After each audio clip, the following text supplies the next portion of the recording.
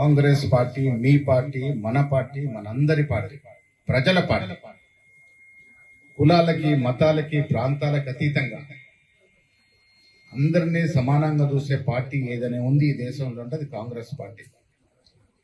అన్నిటికంటే కూడా 100 ఏళ్ళు దాటి ఘనమైన చరిత్ర కలిగినటువంటి పార్టీ కూడా కాంగ్రెస్ పార్టీ.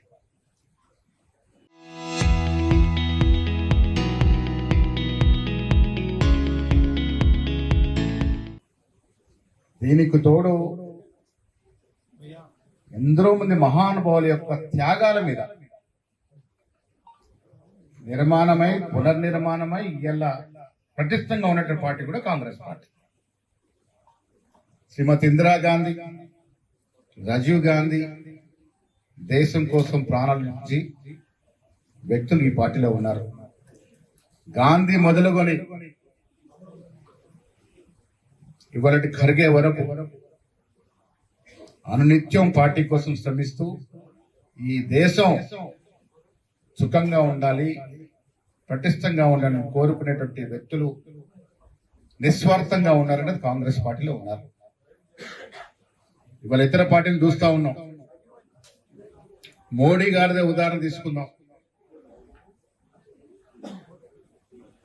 ఛాయ్ అమ్మి వచ్చిన గొప్పలు చెప్పుకునే మోడీ వారి కుటుంబ సభ్యులు కానీ వారు కానీ వారి పార్టీ కానీ